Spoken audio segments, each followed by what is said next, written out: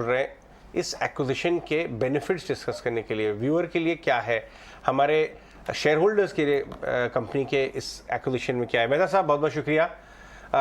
समझाएं कि इंडस्ट्री में आपके टेलविंड है, आप अपनी इंडस्ट्री का सबसे बड़ा जाना माना नाम है, इस एक्विजिशन के पीछे के फैक्टर्स को बताइए, क्या फ़ायदा होने वाला है इस कंपनी को अक्वायर करके।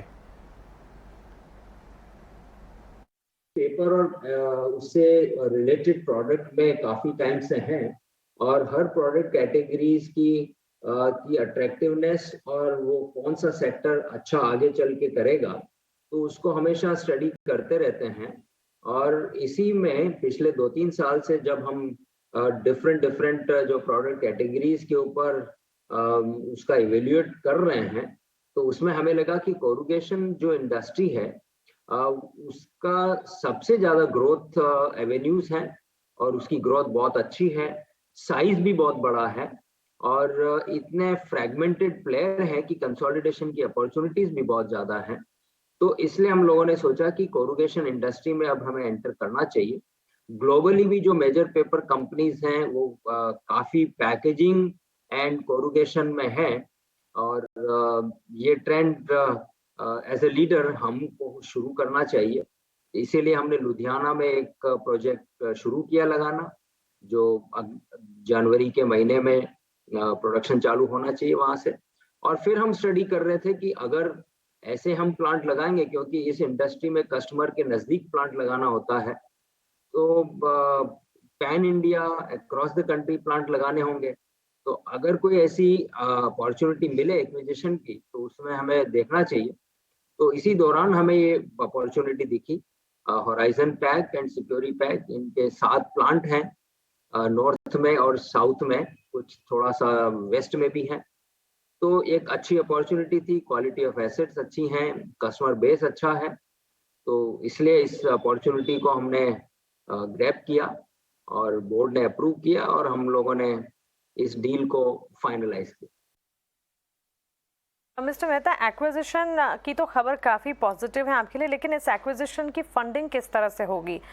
फंड रेज क्या इंटरनल अक्रूवल से होगा या किस तरह की स्ट्रैटेजी पूंजी जुटाने को लेकर बनाना चाहते हैं आप? देखिए, क्योंकि जेके पेपर की बैलेंस शीट काफी स्ट्रॉन्ग है, इंटरनल अक्रूवल अच्छे हैं, हमारे पास अपनी ट्रेजरी है, तो उसमें से फंड होगा, हमें कोई लोन लेने की जरूरत नहीं है। मिस्टर मेहता, प्राइसिंग स्ट्रैटेजी पर अब आपसे जानकारी हम लेना चाहेंगे, क्योंकि पेपर सेगमेंट की डिमांड की अगर बात करें, काफ़ी अच्छी डिमांड नज़र भी आई है। पेपर सेक्टर इन इटसेल्फ काफ़ी हद तक फोकस में है और डीलर्स ये भी सजेस्ट कर रहे हैं कि आने वाले दिनों में मार्च नेक्स्ट ईयर तक प्राइसिंग स्ट्रैटेजी में कुछ बदलाव पेपर इंडस्ट्री के लिए, प्राइस हाइक के सिनेरियोज एक्सपेक्ट किए जा सकते हैं। क्या आपने कोई प्राइस हाइक्स लिए हैं in any of the category of products या फिर कोई प्राइस हाइक की स्ट्रैटेजी आप बना रहे हैं? देखिए, कोटेड पेपर में तो प्राइस ड्रॉप चल रहा है, ट्रेंड पिछले 3-4 महीनों से काफी प्राइसेस ड्रॉप हुए हैं और पैकेजिंग बोर्ड में भी एक माइनर करेक्शन, जो पहले प्राइस इंक्रीज लिया था उसका कुछ रोल बैक हुआ है। लेकिन राइटिंग प्रिंटिंग पेपर में क्योंकि डिमांड ठीक है और अपॉर्चुनिटी है, तो लास्ट मंथ हमने एक प्राइस हाइक लिया है, लेकिन अब मुझे नहीं लगता कि और कोई प्राइस हाइक लेने की जरूरत है। एंड ग्लोबल पेपर प्राइसेस भी थोड़ा सा स्टेबल है या कुछ कैटेगरी में डाउनवर्ड ट्रेंड पे है, तो अभी प्राइस का सिनेरियो यही है।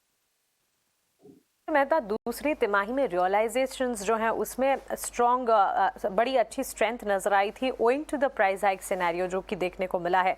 क्या आप डिमांड ट्रेंड्स को हमारे लिए स्प्रेड आउट कर सकते हैं? डिमांड की सिचुएशन कैसी नजर आ रही है और इस स्थिति में जहां पर प्राइसिंग स्ट्रैटेजी सेक्टर की इस तरह की नजर आ रही है, ऐसे में कंज्यूमर कॉन्फिडेंस कैसा दिख रहा है? देखिए, राइटिंग प्रिंटिंग पेपर की डिमांड लगती है अभी भी मार्च तक ठीक रहेगी। पैकेजिंग बोर्ड ग्रोइंग कैटेगरी है, उसकी भी डिमांड अच्छी रहनी चाहिए और कोटेड पेपर एक स्टैग्नेटिंग और स्टेबल सेगमेंट है, तो ये डिमांड का सिनेरियो रहने का ऐसा उम्मीद लगता है। बिल्कुल मिस्टर मेहता, आपका बहुत शुक्रिया हमारे साथ जुड़ने के लिए, सवालों के जवाब देने के लिए और अपने कारोबार को विस्तार से हमारे साथ शेयर करने के लिए। आने वाले क्वार्टर्स के लिए आपको ढेरों शुभकामनाएं। तो पैकेजिंग सेगमेंट के लिए क्या ग्रोथ आउटलुक है, जेके पेपर के आगे ग्रोथ प्लान्स क्या, प्राइसिंग स्ट्रैटेजी क्या है, इस पर